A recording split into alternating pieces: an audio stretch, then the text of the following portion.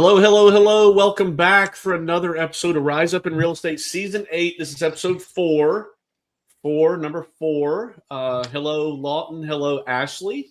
Ashley's muted, so she's going to stay. I don't know why she's muted. Maybe she was, hi, come back to us. There you go. Thanks. Ashley, I was going to say a minute ago when we were working through all of our nonsense, thanks for helping in Vegas. I had a blast. That was crazy, huh? Yes, and to me, that was one of my favorite R4s. I don't know what it was about it. Like last year for me fell a little flat, and this year I loved everything about it. Maybe it was because Lawton wasn't there. I'm not going to make any assumptions. Lawton fired me a lot last year. This time I kept my job, so It's true. That's good. And actually, I'll say you look very relaxed. What's different today? Is your hair different?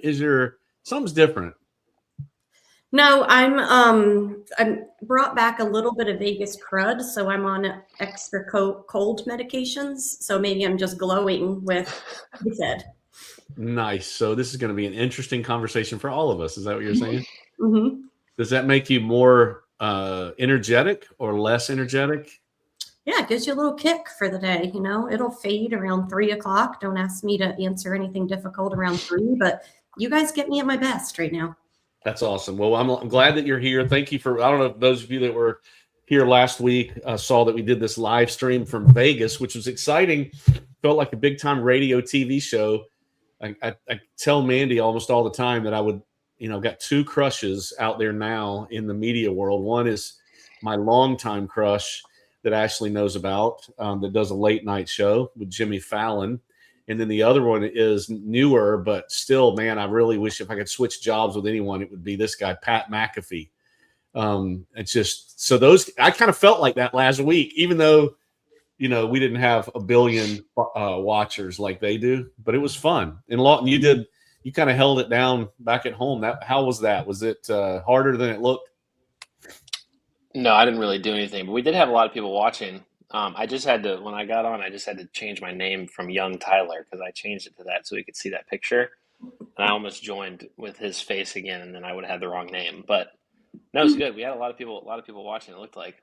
Yeah, and that's interesting that Tyler Morton was our guest last week. And man, did y'all take anything away from that? Like every time I talk to that guy, I'm like, I'm so far behind. I feel like I told him a couple of days ago how much to get you to move here. Like I would just like for him to be here. Did y'all take anything away from that last week?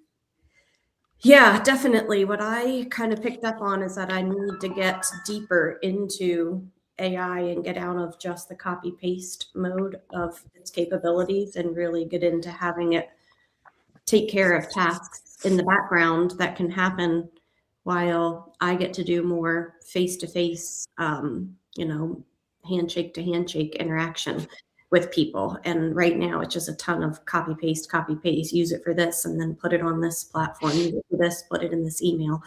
And Tyler's got it operating at a whole different level. Yes. What about you, Lawton? Young Tyler, what did you take away from that? Yeah, no, it was good. I loved how he said, like, I don't know if this is the exact wording, but imagine if the office or the agent down the street hired 10 MIT graduates. And it's just like it's a crazy thought, but then if you start looking at AI, it's not a crazy thought. Like you just do it. But I definitely have some notes. Same thing, like getting away from just copy and pasting. And I'm like borderline have created a transaction coordinator that does most of that stuff on AI. Obviously I don't want it ever to do, client facing things, but I definitely took a lot out of it. And he's just so like chill about it. But some of the stuff he says is not chill. Yeah, that's those are good words. But you should know, by the way, we're in coastal South Carolina for those of you that are first time. And if you're on the first time or the 50th time, don't forget you can comment and you'll pop up on here and we'll welcome you to the show. I see a bunch of you on there. We filmed that last Wednesday live, and then my editor took it and turned it into a podcast on Monday. I listened to the podcast, and it's pretty cool how she made it sound. So it sounds like a real professional thing. So you should listen to Tyler if you haven't. You go to StreamYard or Apple Podcasts, Apple Music, wherever you want to go, Google Podcasts, and you can find it. So we filmed this one today, and next Monday it'll be on the podcast. So coastal South Carolina, I think I said this, and my two friends, Ashley and Lawton, Lawton is an active real estate agent, building his business in year 2. And then Ashley has been building agents' businesses for how long now? 5 or 6 years? 6 years. 6 years. And she was a tremendous agent before making this transition. So we are in the middle of a season that I'm excited about. A couple things I have to tell you guys that happened at R4. R4, by the way, is our international convention in Las Vegas. Because we have a few people on here from the Philippines watching, which is really crazy to me. It's 9 o'clock at night there, or 10 o'clock at night there. So that's really fantastic. I love it. So at R4, we were introduced, actually, you'll know this, to I think it's called the CMN Champion Child, Children's Miracle Network Champion Child, which I'm used to calling them the Miracle Child. But apparently once you get to a certain level of fundraising, even for them, they become champions. So this young lady that we met, and we met her mom at the on the big stage at R4, and then we met her again in a smaller setting. Man, she could really sing. I didn't know this. But cool thing about Ariel and her mother, I think her mother's name is, I've got it written right here. Let's see, Shakira. They've agreed to be on the podcast. So we're gonna have them on sometime in the near future. Like, we're gonna let her tell her story again, and so all the listeners can hear it. Won't that be cool? That'll be great. She was just so well spoken when you think about a child that's on a stage that size. So she's going to do great on a podcast. She has an incredible story. And her personality is so likable. Like, she's just you literally wouldn't know. Like, it's interesting to me, Ashley, this is the first Children's Miracle Network child, because they pick one child, Lawton, every year to be there kind of on their postcard, and so that we can promote one child rather than this nebulous, hey, we save all children story. So normally I'm used to that child being someone who has had a birth defect or premature or maybe leukemia, something like that. But this is the first one that I remembered that was in an accident. Mm-hmm. Like, it was a tragic car accident, and she was 7 years old when it happened. And now, how old is she, Ashley? Isn't she only 11? Is she 11 or 12? I thought she was older than that. Maybe she's a little bit older. Yeah, she talked about her acting career. I'm like, good grief. Like, I haven't done much in my short life, but she's done a lot. So it'll be really neat. Her story is riveting. It is filled with miracles, and just, she's so thankful for what RE/MAX does for her in their fundraising. I did find out an interesting fact too, Ashley, not to toot our horn, but we raised a lot of money for Children's Miracle Network. Our agents did, and our clients did last year. I think to the tune of almost $140,000. Yeah. And I found out that the worldwide multi-office donor champion last year was an operation in Canada that has, I think they have 3,000 agents. So they're 10 times our size, and they gave just under $300,000. Oh, wow. We did 140. And how crazy is that? So Mandy's got her mind made up that that's our next thing, right? We're gonna, and I mean, I think we should figure out how much we donate per agent. I think that's a really cool number. Like, RE/MAX does production per agent for sales. I think it'd be cool to figure out the donation number per agent. But really proud of that, and I hope you guys will tune in. And I have another guest that will be on later in the season. Her name is Jennifer, and I heard her speak. Lawton, you heard her speak at John Wood's event in Raleigh. Mm-hmm. She's super smart. Like, I don't know how I'm going to be able to stay. Actually, I'm going to need you on that episode. Not on fed. Got it. I can't. I think I'll ask her one question, and then y'all do all the follow up, because she's very smart. But she's going to be talking about relationships and the dynamic. It's a little bit of psychology, a little bit of how we do the thing. But I'm excited about that. But Ashley, tell me, what was it like to see the Grand Canyon? Like, you just took a few days after Vegas and did a little trip with your sister. You don't have to talk about family dynamics, because I know that can be. But what was the Grand Canyon like? Was it as amazing as I thought? Yes, it's, until you're standing there, you can't describe it to anybody. So, which is what I've always heard. And it did not disappoint, that's for sure. So my sister and I had a fantastic trip. We got a rental car from Vegas and drove to the Grand Canyon. I thought I was driving west. Turns out I was driving east. I need to do better on studying geography next time before I take a trip like that.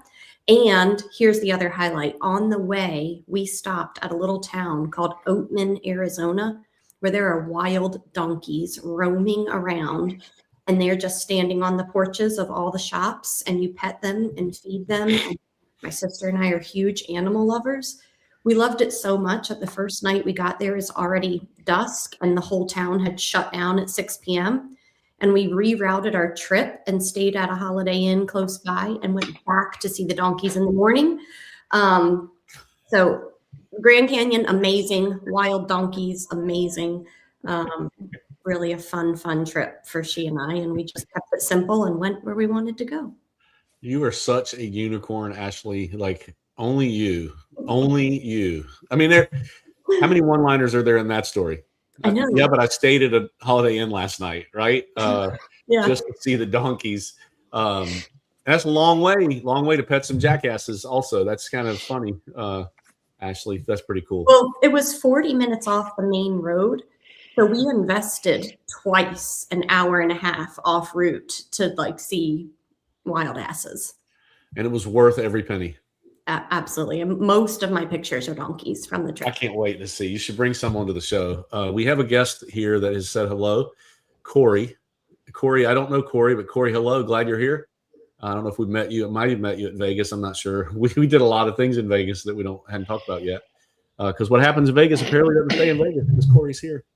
Lawton, you ended up your basketball season since we talked. We are getting to the real estate talk in just about 5 seconds, but I hadn't seen these guys in a few days. I wanted to catch up. Lawton, basketball season's over, right? Yep, we lost in the second round of the state playoff, but it was probably, a deserving. The team was better than us, so you got those sometimes where it's kind of what you deserve in a good way. I mean, it's as far as we were going to get, but it's a fun time. We got to be in states and experience it, so that was fun. But yeah, now everybody's taking a break from being in the gym every night. Nice, and you can rededicate yourself to real estate. Yeah, like you weren't already dedicated. And congratulations to you and Kristen Lundy on pulling off the miracle of the closing of the year. Congratulations on that. I enjoyed watching that from 3 different angles, so that was fun. But today, so we just sprinkled in a little bit of AI with Tyler. We're going to go back to that some more because we're talking about, you really can't see it because I need to change this banner because it looks bad. Let me hold on 1 second and see if I can pull this off. Try this. Nope, you just can't. I got to get it in a different spot, but I can't. Anyway, this is season 8, and it's called The Agent of the Future. I think it's worse over there. I'll put it back over here.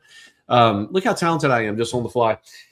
Agent of the Future. So Agent of the Future makes us think AI, which we certainly have started to talk about, and we're going to talk more practically about that. We actually are going to bring a couple of other people on here and dig in a little bit more about what Lawton and Ashley use on a regular basis. But today, what we wanted to talk about, and I think, Ashley, you shared this as an initial idea back in December when we started talking about topics, that agents don't think like clients, customers' clients, or customers' clients don't think like agents.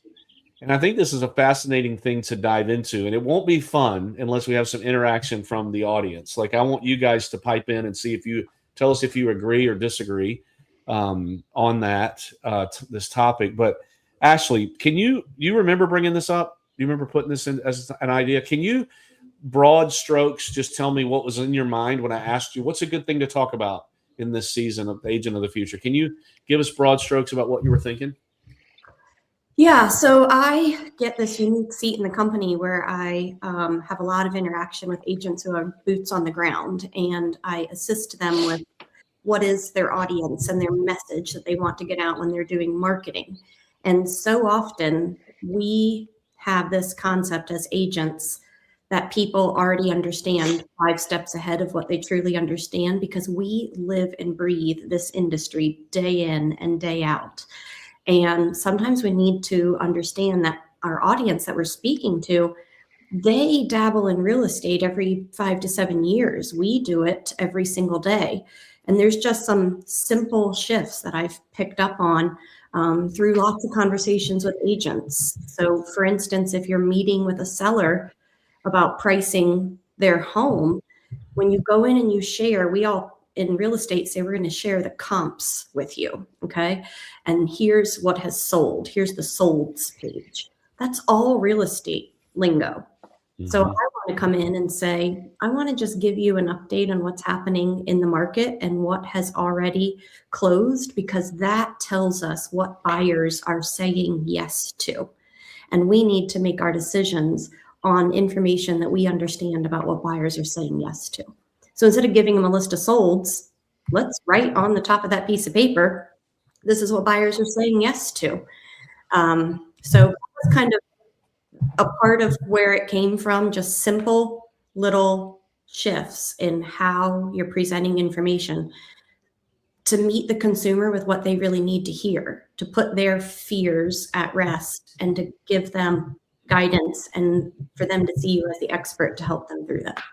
So I think the foundation of it, and Lawton, you'll be able to shed a interesting perspective on this, because you went from being a layperson to diving right into the organization, to the profession, the industry, like overnight, kind of like you were a college student and now you're a real estate expert. So you'll be able to shed some light on it. But I think it comes foundationally from the idea that we do it every minute of every day. And the client customer does it once. I mean, if you're conservative, once every 5 years. If you're not conservative, once every 7 to 8 years, statistics would show.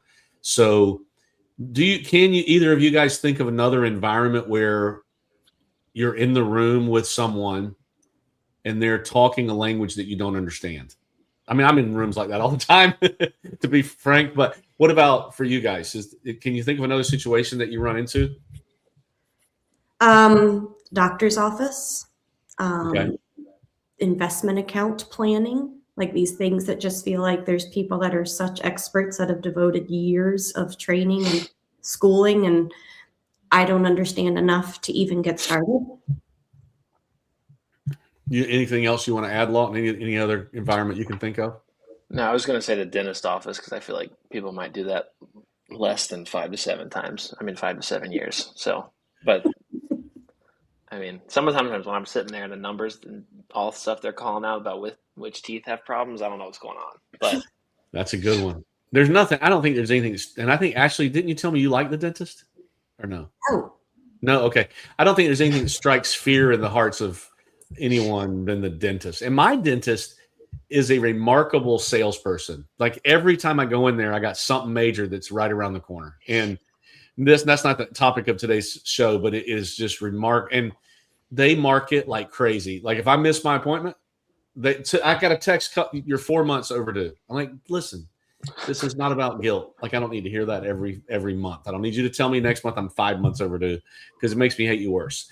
But you're right. Doctors' offices are a good one for when we go in a doctor's office. Imagine if doctors only talked in medical terms, and some do.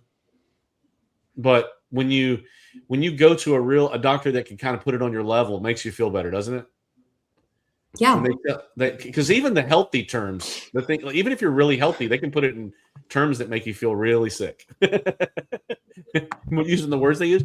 But what is this disconnect cause? Like you have client over here with one idea, and you got agent over here with another idea. What disconnect, and then what emotion do each of these parties feel? What does it make an agent feel when there's that disconnect? Well, can I tell you an amazing story about going to see my doctor recently? Yes, please do. I like amazing stories. Yeah. So as you get older, sometimes, you get your blood work back and they tell you you need to eat better and exercise more and all the things. And there wasn't anything terribly wrong. But as she goes through this information with me, what I loved was that the doctor looked at me and said, listen, this number is a little bit high. This is not a moral shortcoming because of something you did. Let's just talk about why it's important to make a change and what those changes are. And I don't know how she could read that off of me, but sometimes you feel that when I know that I don't eat great, so this is my fault that this has happened. So her communicating to me in that way was huge. And I think that's the insight that I would love to help agents understand, is explaining to people, maybe you meet somebody and their credit isn't fantastic. And you say, listen, I see this all the time. Everybody needs a little bit of help to figure out how to get to the number they need to be at so that we can accomplish this goal. Let's just talk about what our next step is. You didn't do anything wrong. What if we told them that? Now they have so much trust in you. So that was like a great example that happened to me recently, I think, as we're comparing this to doctors or other professionals. That's great. Here's a small quiz for anybody that wants to participate. And Dylan, I see that you're out there. I see that you're out there. Any of you guys have questions for us, even if they're like lightning round questions, like what's Lawton's favorite food? You just dive in and show us and put it on the screen and answer it. What is the character trait that doctor described or personified to you in that moment? What is that called? What she or he did? I think it's empathy, maybe. Yeah, exactly. So? I'm not sure. That's the word I was thinking, because she basically said, "Hey," she said without saying, I feel where you're coming from.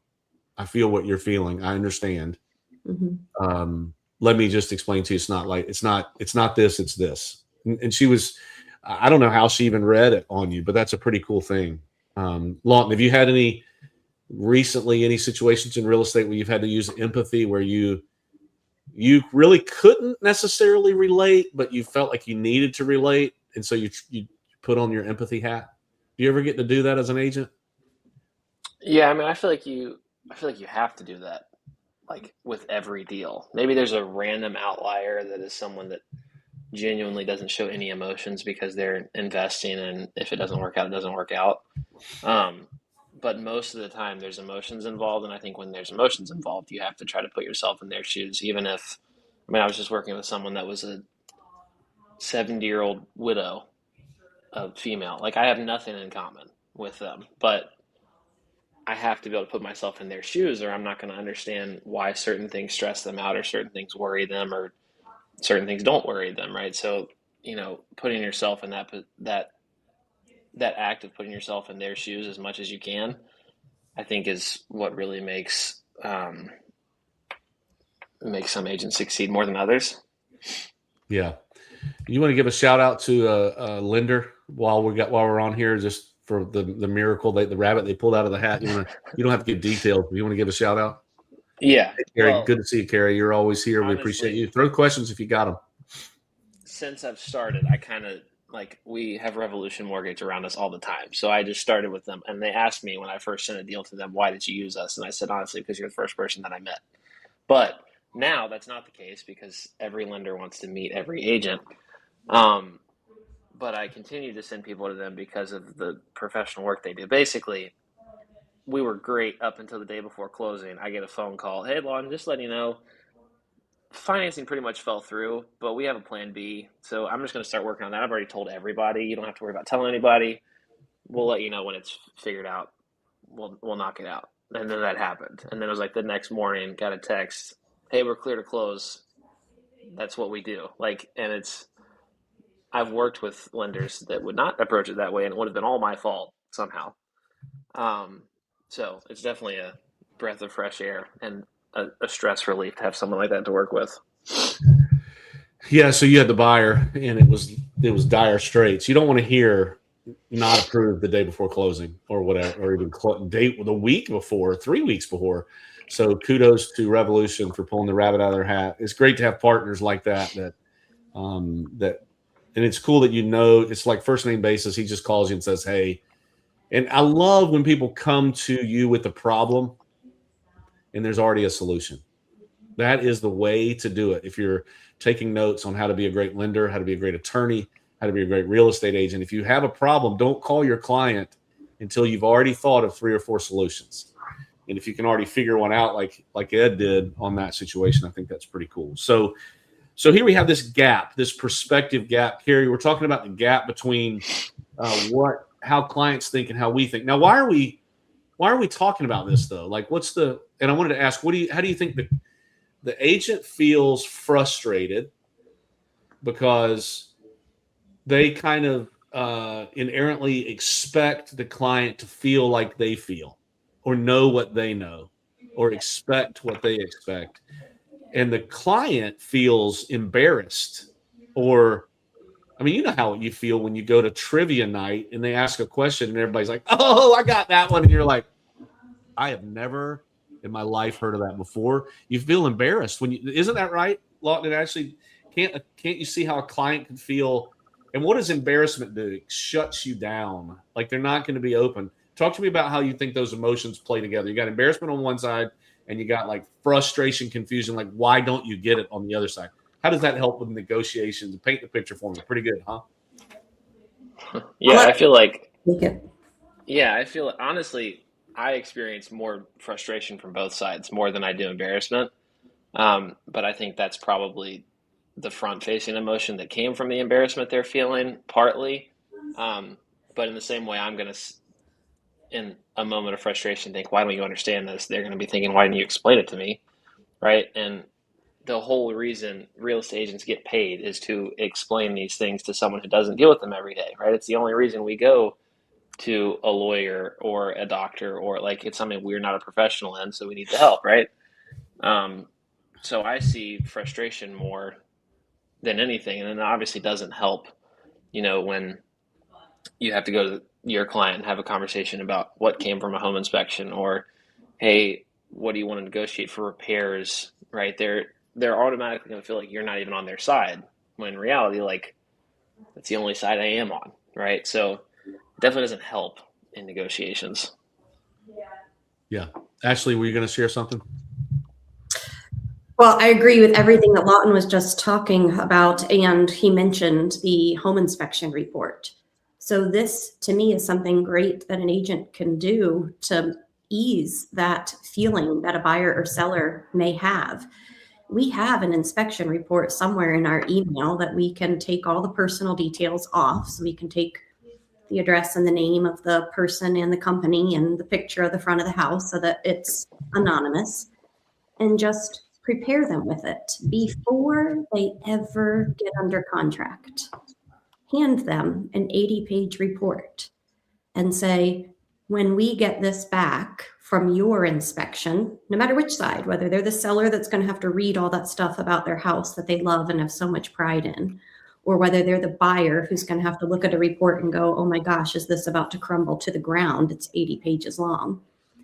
Give it to them ahead of time before there's any like emotional tie. Now, when you talk about, we're going to have an inspection, we're going to get an inspection report, immediately we visualize an inspection report as an agent. A consumer has no idea what an inspection report looks like unless they remember theirs from 5, 7, 10, 12 years ago. So give it to them early and just say, here's an example one. It's this many pages. The first 2 pages were the summary. I've circled all the things on my last transaction that were requested to get fixed, and I put a check mark next to the ones that were fixed. So they see, we're going to get this long list. We're going to choose what's important. And from there, we're going to end up with even a little bit less than that the other side is going to agree to. And that's a win. And we all can just move forward with this purchase or with this sale. So I think that is a great tool for agents to put in their back pocket and start using.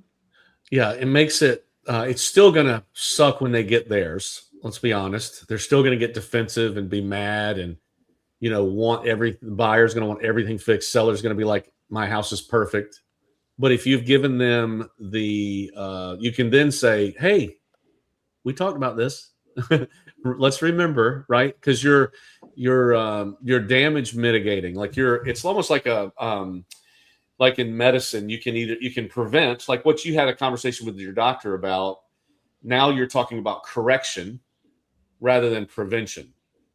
This is prevention, what we're talking about here. Well, being able to, and we're going to talk about a few things that real life examples like that people get frustrated about. And then we're going to give some solutions, like some best practices at the end about what you can do in your business to help with this whole thing. But I love that example of thinking of where are the hurdles going to be, and how can I help them get over them before. Do you do anything like that? Not to put you on the spot, but do you explain to them what this is going to be like when they have an inspection? Yeah, a lot of the times, I mean, I obviously already know whether or not they've bought a house recently and what they're expecting and gonna understand when they get it. So if it's someone that's bought a house really recently, or I know they have, even if it's in another state, I know they know what an inspection report is, right? So we maybe don't have to start from ground zero, but I will, after we look through the house and they're thinking about making an offer, I obviously, one of the biggest things I explain is due diligence and termination fee and inspections and stuff like that. And I always preface, hey, I just want to let you know, even though this is a 1-year-old house, you're going to get an inspection report back that's at least 50 pages, and everything's going to be wrong with this house, just so you know, going into it. And then I know this is a guy who's a handyman. He's not worried about a nail pop or something like that. But I also know, and I'm going to tell them, listen, I just had an inspection report last week that 4 pages of it were from cracks in the driveway. We're not going to get that approved to get fixed, right? There's certain things that we're just not going to. So I don't go as far, or I haven't yet, as putting something actually in an email and sending it for them to look through. But I do preface, like, again, if it's a buyer, this whole house is going to be falling to shambles when you get this inspection report, but you see that it's not, right? But it's definitely way better to do that than the first couple deals that I maybe didn't do that as good as I could have. And then they get sent the report and you're looking over at the same time. And then you have to explain and calm them down from wanting to just throw everything away. Yes. And I love the idea that you're asking and finding out. I love this question. When's the last time you purchased a home? When's the last time you went through this process? Because if it was a year ago, it's way different than even 3 years ago or 5 years ago. Or this is my retirement home. I haven't bought one since I paid my other house off. Right. Then you're talking about a whole nother thing. And keep in mind, since we're talking about inspections, inspectors have a job. I don't think they feel like they've done their job if they come back with a blank report, in my opinion. Like, I just think they're gonna fine tooth comb it, and that's what you want as a buyer. It's not what you want as a seller. It is, like, Ashley did a pre-inspection on her home before she sold it, and I think that's brilliant for the seller to do it. And you have to have an inspector that you trust, of course, and a person that's not going to blow up a deal. But if you get a good one and you get a good seller inspection, it can cover a lot of ground, can it, Ashley? And I don't know if it makes a buyer feel like they don't need to get one at all, but I think it does help. Did it help for you? It helped tremendously. So what was the most helpful is that when I got that report, I hired a plumber and electrician all wrapped into one that was licensed, bonded, insured, because I needed that for the work to get done, and said, off of this list, I want these 15 things taken care of. When can you come to my house and do them? And then when the buyer came into the picture and submitted an offer, I gave them the entire report, but I also gave them the list and said, here's what's already been repaired. Turns out they didn't ask me for anything else. So I got to decide what I wanted to tackle as far as the fixes, and they felt like the other things that were left over, they would handle, one bit at a time.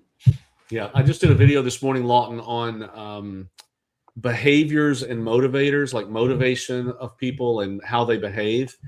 And when negotiating or when talking about these things, is it different? And this is a generality, of course. Don't hold me over the flames, listeners. Rise Up Nation when I say this. If you have an engineer in your car or in the living room, nobody puts them in their car anymore, or you have an artist, is it different? I definitely think it's definitely different because it's a difference of tolerance of what they can or want to fix on their own. And at least in those two examples, one person's going to be way more concerned about maybe cosmetic things that an engineer is not going to care at all about. So, I mean, those are very broad generalizations, but there's definitely a difference. And you should know that about your client, hopefully before, at least to some extent, before you get all this back. And knowing, like, I just had a deal where I knew there's a couple leaks in the attic, but it wasn't like the whole roof was falling apart. It was like a screw that needed to be sealed. Well, this guy knew he was a roofer, so he obviously wanted it to be addressed, and it's still some negotiating power when you get to that point. But it wasn't something that he was going to run away from. There's other people that I've worked with that if they saw that would have been like, no way, let's find another house. So you do have to know that going into it.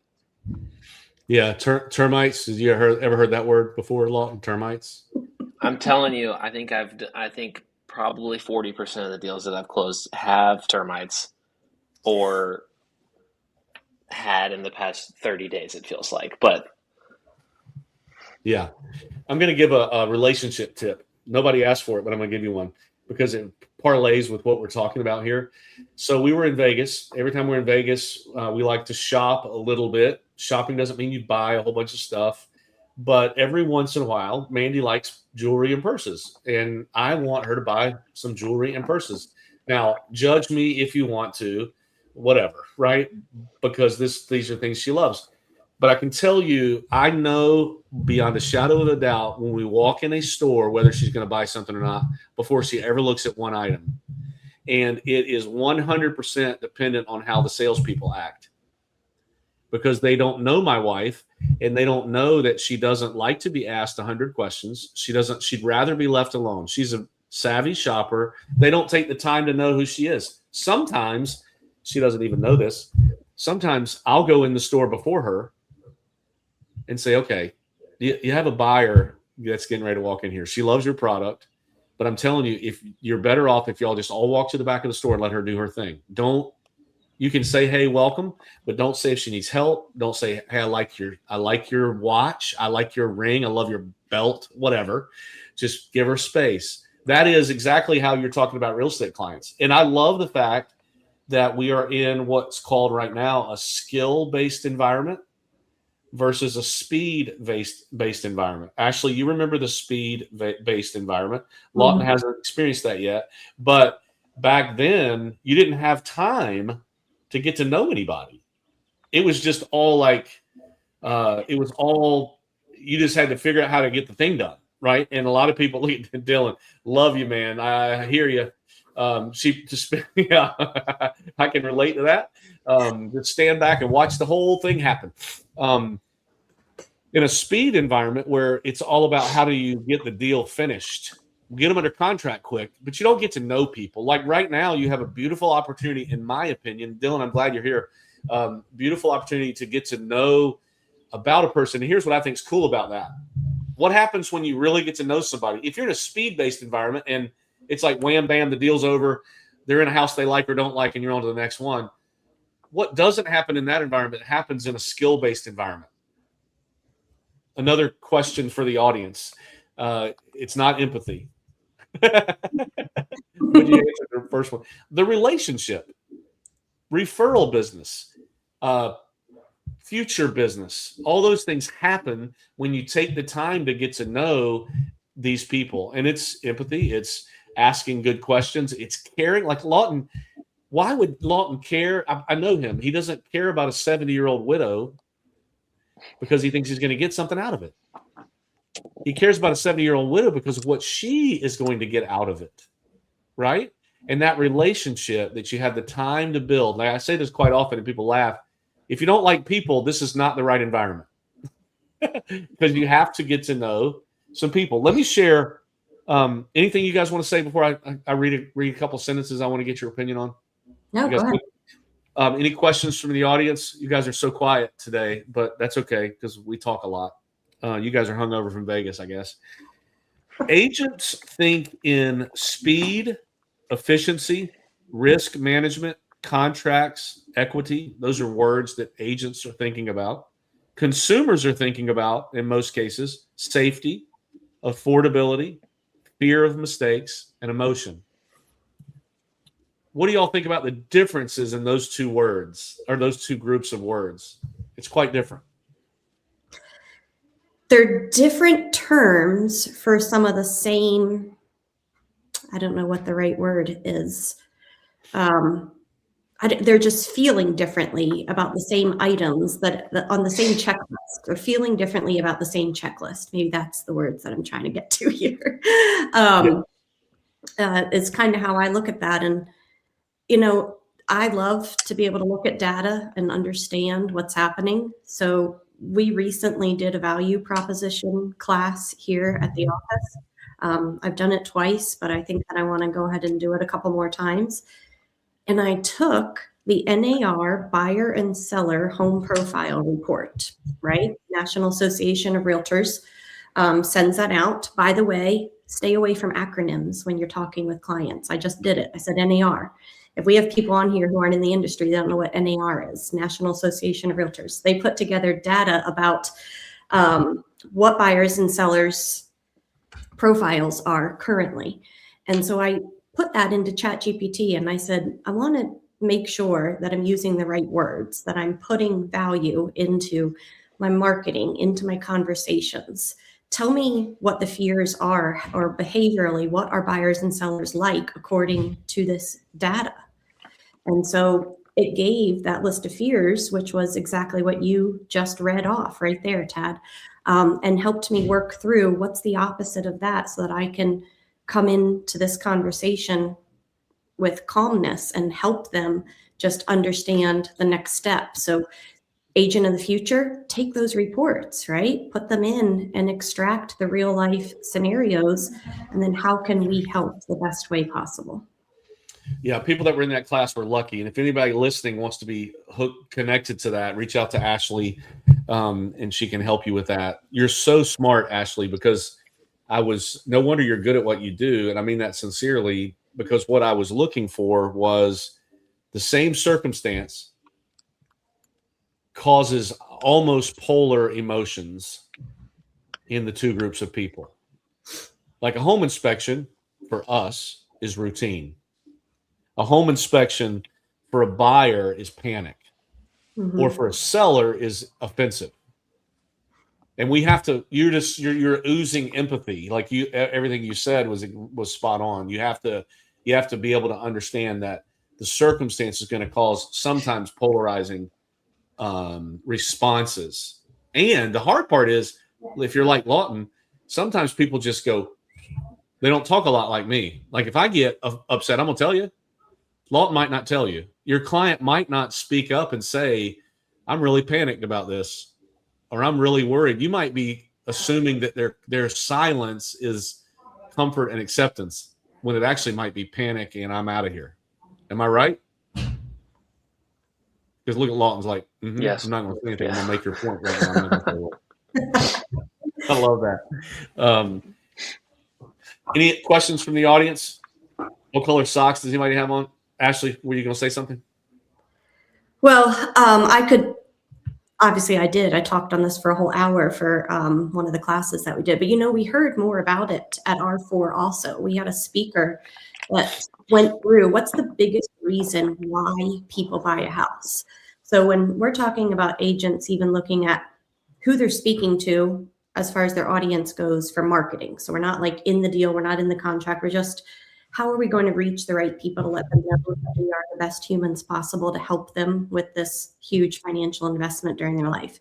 How many times do you see marketing online that just talks about buying power, where the interest rates are going? It's increasing your buying power. Well, number one, I don't think buying power is always a term that resonates with the person who has 3 kids and they're trying to figure out where they're going to move. Like they're not thinking buying power. They're thinking about what satisfies what my family needs. So shifting the words that we use. But when you find out that one of the number one reasons that people want to get into home ownership, it's not about buying power, and it actually wasn't about wealth building, which is what we talk to all the time. We always say, start building equity, get in now, your appreciation is going to be this. Instead, the people that were buying houses for the first time, they wanted something that was their own, that they could make changes to, because they've only rented before. So where are the agent conversations that lead with, I understand how you feel. Look at the 3 ways this living room could look, and use AI to mock up a living room 3 different ways. Do you want to be able to put your own stamp on something that's yours? Like that is who we need to talk to. That's what the messaging that we need to get across. But we only can know that if we get in and look at the reports for what is important to our consumers. How can we help them the best? We need to understand what it is that they're saying on all these great reports that NAR does for us. And it's interesting where AI gets the information, because I ask it sometimes, like for this discussion, like where do we go? And AI can go to social media forums or coaches' comments and forums where agents are having discussions about what they're frustrated and fearful about, or consumers can go there. So you're getting real data. It's not just some man behind the curtain or woman behind the curtain who's coming up with an idea of what they feel like might be happening. These are from real conversations. I want to try two things with you, Ashley.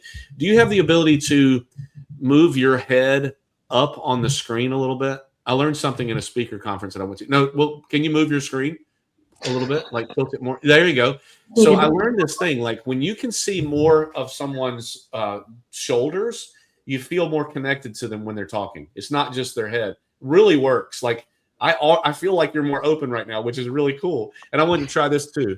Let me try this. I just feel bad because I forgot the podcast uniform today. I have made a note to now wear my T-shirt moving It's actually a beautiful color shirt that you have on. We needed some color.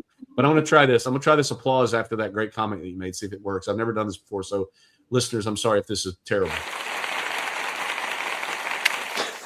Did you hear that? That was fantastic. If Lawton ever decides to talk, I might do this. Man, this is more fun than I ever imagined I would have today. So great points. Let's talk about real quickly before we go. I wanted to throw out a couple things. Home inspection was one thing on my list. Price reductions is another one that we could talk about probably for a whole episode, about how, as a listing agent, you set that up.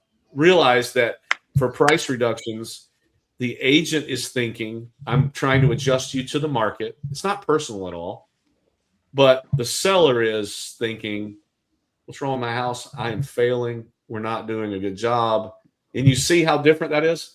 And if the agent doesn't recognize the emotion in that for the seller, and my opinion, like Lawton does, discuss it before it ever happens, then you're going to have an issue. Another thing is, I didn't think about this one, but slow response. Let's say a client reaches out to you as an agent, and you don't get back to, you say, hey, let's talk about that tomorrow. And sometimes that's necessary, but early on in a relationship, if you say, hey, I'm going to call you first thing in the morning. Is that good? For you, you're thinking tomorrow is fine. You are so important. I'm just real busy right now. I'm going to get to you tomorrow. What's the client thinking? That person might be too busy for me. I might have made the wrong choice. So especially early on in a relationship with the client or customer, even, that if you don't, that's why they say now the response time is so critical. And I think you probably feel the same way if you put your consumer hat on when you're shopping for anything online or whatever else. You want speed of response. You want them to, it's weird. We want them to respond, but we don't want them to bother us. Good luck with that balance. I don't know how you do it. Let's talk about what we can do since we're wrapping up here. What can we do with this? Like, practically speaking, how can you help with this disconnect? I think we all agree that there's probably different mindsets of agents. I wanted to throw out a couple things, and you guys throw out some too. What do you think of these? Lawton, one of the things was explain everything 2 times. Do you feel like you're repeating yourself a lot when you're with customers and clients? Yeah, but I think I should. I mean, I think at a minimum 2 times, and in my head that would be once before anything's ever happened, and then twice when it happens. You say, hey, we talked about this before already. Here it is, right? Whether that's a price reduction or a home inspection, or hey, I might not respond to you as quick on Sundays if that's something that you set for yourself, like whatever that might be, or after 6 o'clock with your family, like whatever it is. Telling that beforehand, and then say you have a client that's like, hey, why on earth did you not respond to my text at 8 p.m. on Sunday? And you can say, hey, well, we talked about this beforehand, like that's kind of set aside for another part of my life. So yeah, I think, at a minimum, once before anything happens, and twice. Jeremy's a great example of this. He has that conversation with him before they even decide to work with him as an agent, right? For a purchase, he's going to tell you, hey, you're probably not going to be able to get a hold of me on Sundays that well, right? If it's an emergency, okay. But if not, and he sets that beforehand, then he probably doesn't have that issue with clients very often because they've already decided it. So I think twice is a minimum, but I think it's a good starting point. Actually, I always wondered what it would be like. I don't have a brochure handy, but I wondered what it would be like if we just flew back and forth to Vegas. What's the first thing they do once they get you loaded on the plane and get ready to push back from the gate? They go through the safety instructions, right? They'll go through this. I mean, we could all recite it in our heads. Like if in a loss of pressure, the mask will fall from the ceiling. Put it on your neighbor before you put it on yourself. We all know these things, but you know what is the first thing they do when there's a crisis? They have to explain it all again. Because why? Because we are panicked now and we forget everything they've told us. Well, why did they tell us in the beginning? Well, to get our minds ready to hear it the second time. And it's not much different than this. And that's why we've talked about this already. You pre-frame every major step. You should be, in my opinion, looking at your process. Since we're in a skill-based environment, looking at your process, like Ashley was just describing in Long 2, make sure that you have taken the time to say, this is something that's going to be major. Maybe it's pre-qualification. Maybe it's home inspection. Maybe it's price reductions. Maybe it's multiple offers, whatever it might be. Talk about it beforehand. And then my favorite one, I'm going to end on this, and I'll let you guys have closing remarks if you want to about this. Slow down. I think that's probably my weakness. But slow down with your customers and clients. Why in the world would you do that? Like, what good does that do? Ashley, you nodded your head when I said it. I think it gets you to be an active listener, to hear what each person needs from you. And we have an agenda that we want to get through in the most efficient amount of time. And sometimes we forget to hear what the person is actually sharing. Yeah, because silence doesn't always mean agreement. Silence sometimes it could mean disagreement. It could mean confusion. It could mean changing their mind.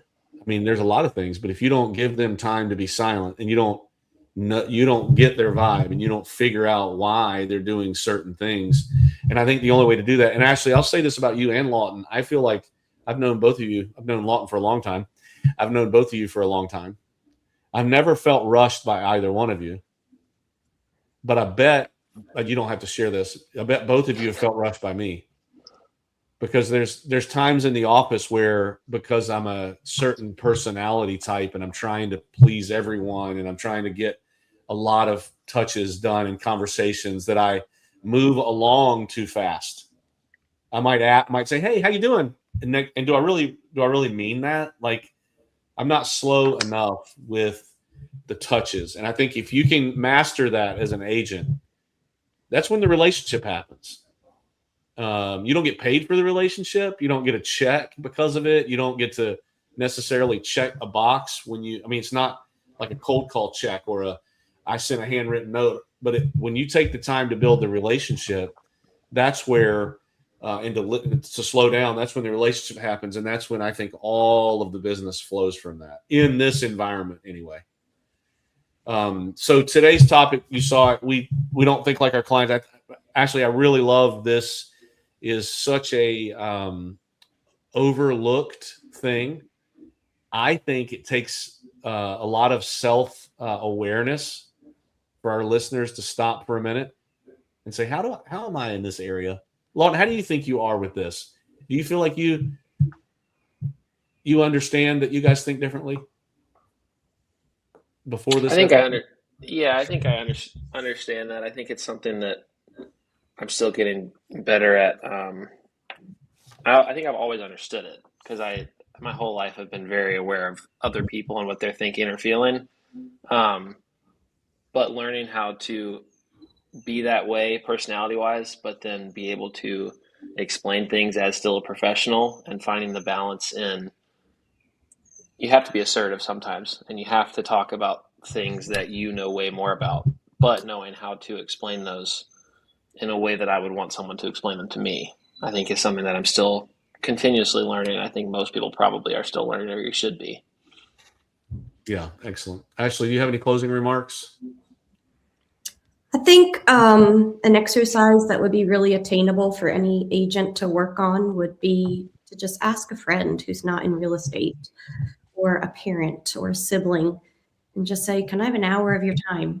Let's go through a pretend scenario of you buying or selling a house, and ask me the questions that you don't understand. And then be honest with me about, did I explain that well, or am I using too much real estate jargon? Do I need to meet you at a different level? What is it that feels scary to you? What is it that feels exciting to you that I need to make sure I get excited about? And sit with somebody outside of this industry and almost break the process that you have right now, right? Try to break it apart and then rebuild it using the information. Like, we can learn this one transaction at a time and it'll be painful lessons, or we could get a close friend or family member and kind of interview them, and probably really find some areas that we could set expectations better.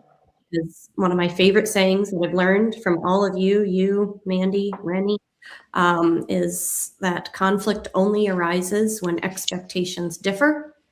And I will avoid conflict at any and all cost. So I am always trying to lay on expectations better.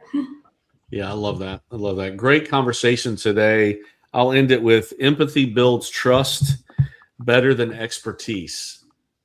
Empathy builds trust better than expertise. I think if we can figure out how to be empathetic, how to understand these frustrating people that we're with because they think things about us. And I love the idea that you just shared about sitting with someone outside, maybe even record yourself and then listen to it back, or let your 12-year-old listen to it back and explain to you what you just said. I think they said fifth grade levels where we all need to land. So my daughter is 10 and she's in the fifth grade. So Hadley needs to understand what we're talking to these clients and customers about and the way that we relate to them. So great conversation, Ashley. Thank you for leading us to this. I'm not sure what next week's episode will be yet because I've got two different options, two different ways we could go. I do have a topic chosen, but we may have a special guest next week instead. But Rise Up Nation, I appreciate you guys being here. Thanks for tuning in. Remember, this will be a podcast next Monday on all your favorite podcast channels. And if there's anything we can do for you, if you want to reach out to Ashley about this class that she taught, or if you need to buy or sell, you can reach out to Lawton. I'm just kidding. We appreciate all that you do. Appreciate your being here, and look forward to seeing you on the next episode. Thanks for being here, Ashley and Lawton. We'll see you soon. Thanks, Tad. Yeah.